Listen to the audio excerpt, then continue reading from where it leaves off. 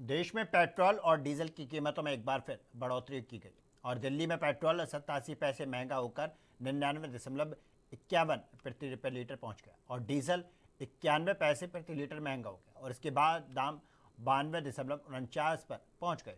और इसके अलावा दिल्ली एनसीआर में सीएनजी की कीमतें 1 किलो यानी कि 1 रुपया किलो के हिसाब से बढ़ गए और इसके बदलाव के बाद दिल्ली में एनसीआर अब सीएनजी अब 81.9 पैसे प्रति किलो मिलेगी और पिछले 9 दिनों में यह तीसरी बढ़ोतरी है। और इससे पहले सरकार ने 15 मई को सीएनजी के दाम 2 रुपये किलो प्रति गैस के हिसाब से बढ़ाए थे और फिर 18 मई को 1 रुपया बढ़ाया था।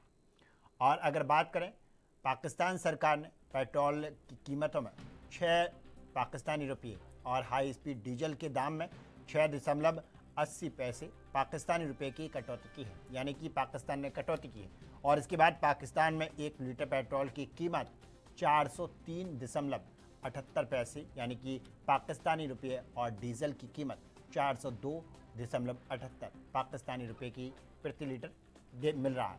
और नई कीमतें आज यानी कि 23 मई से लागू हो गई और पाकिस्तान सरकार ने लगातार दूसरे हफ्ते पेट्रोल डीजल की कीमतों में कटौती की है और इससे पहले पिछले हफ्ते दोनों के दाम 5-5 रुपये घटाए थे। और अब बात हम करेंगे, अब हम आपको बताएंगे कि तेल महंगा होने से किन चीज़ों के दाम बढ़ सकते हैं।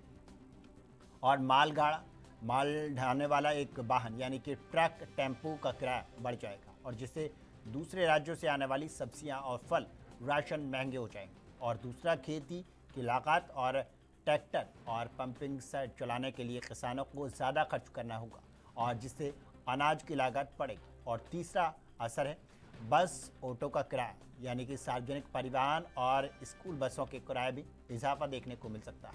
और इसके साथ साथ ही और क्या कुछ होने वाला है वो हम आपको बताएंगे।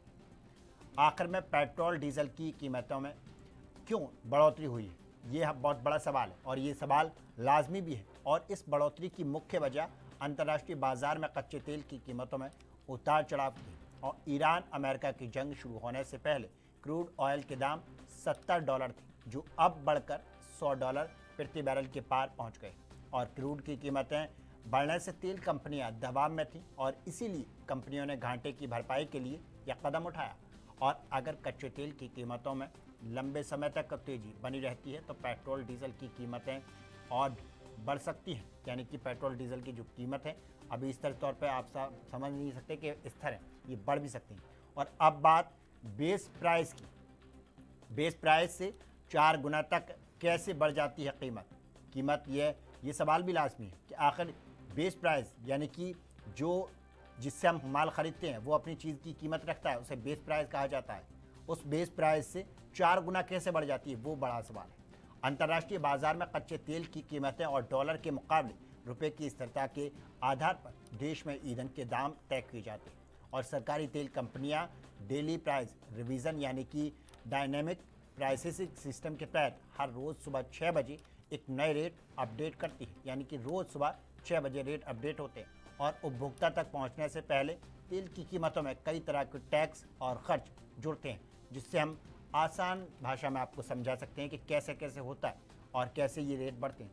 सबसे पहले नंबर कच्चे तेल की कीमतें यानी कि बेस प्राइस। भारत अपनी ज़रूरत का करीब 90% क्रूड विदेशों से आयात करता है और अंतर्राष्ट्रीय बाजार से खरीदे गए बैरल के हिसाब से प्रति लीटर तेल की कीमत तय होती है।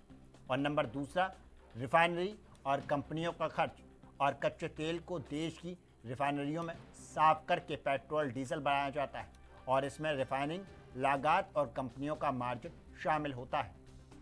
और तीसरा नंबर, केंद्र सरकार की एक्साइज ड्यूटी। रिफाइनरी से निकलने के बाद केंद्र सरकार इस पर एक्साइज ड्यूटी यानी कि उत्पाद शुल्क और रोड सेस लगाती है और यह देश भर में सभी राज्यों के लिए समान होती है। अब चौथा नंबर आता है डीलर कमीशन का। तेल कंपनियां जिस रेट पर पेट्रोल पंप मालिकों यानी कि डीलर्स को ईंधन बेचती है, इसमें डीलर्स का अपना निश्चित कमीशन होता है जो पेट्रोल और डीजल के लिए अलग अलग होता है। और पाँचवा नंबर आ जाता है राज्य सरकार का वैट। और सबसे आखिर में राज्य सरकार अपने हिसाब से वैट या लोकल सेल्स टैक्स लगाती है, क्योंकि हर राज्य की वैट दरें अलग होती हैं।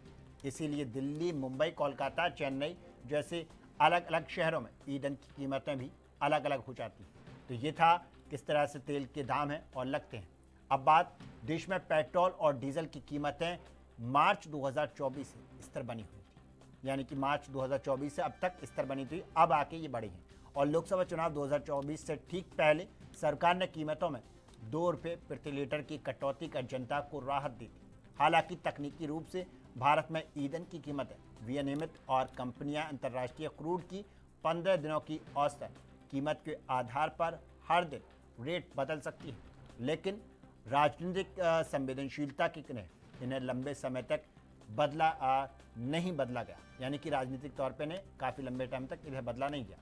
अब बात भारत के मुताबिक इंडियन ऑयल और भारत पेट्रोलियम, हिंदुस्तान पेट्रोलियम जैसी सरकारी कंपनियां अंतर्राष्ट्रीय बाजार में कच्चे तेल की ऊंची कीमतों के कारण घाटे में चल रही थी। और पेट्रोलियम मंत्रालय की जॉइंट सेक्रेटरी सुजाता शर्मा के अनुसार कंपनियों के पेट्रोल, डीजल और एलपीजी की बिक्री पर हर महीने करीब 30,000 करोड़ का नुकसान हो रहा था, यानी कि इन लोगों को 30,000 करोड़ रुपए का नुकसान हो रहा था, जो पेट्रोल की गवर्नमेंट की जो कंपनियां हैं। अब बात सरकार ने पेट्रोल और डीजल के दाम स्थिर रखने के लिए स्पेशल एक्साइज ड्यूटी में यानी कि 10-10 की कटौती की थी, यानी कि 10-10 रुपये की कटौती। और पेट्रोल पर ड्यूटी 13 रुपये प्रति लीटर से घटाकर यानी कि 3 रुपये, जबकि डीजल पर 10 रुपये से शून्य कर दी गई थी। और केंद्र सरकार की ओर से 1 लीटर पेट्रोल पर कुल 21.90 पैसे एक्साइज ड्यूटी वसूली जाती थी। और स्पेशल एडिशनल एक्साइज ड्यूटी घटाने के बाद में यह 11.90 पैसे रह गई। और इसी तरह 1 लीटर डीजल पर सेंट्रल एक्साइज ड्यूटी 17.8 रुपये से घटकर 7.8 रुपये पर आ गई, यानी कि सरकार ने इतनी एक्साइज ड्यूटी भी घटाई है तब जाके ये रेट हुए हैं।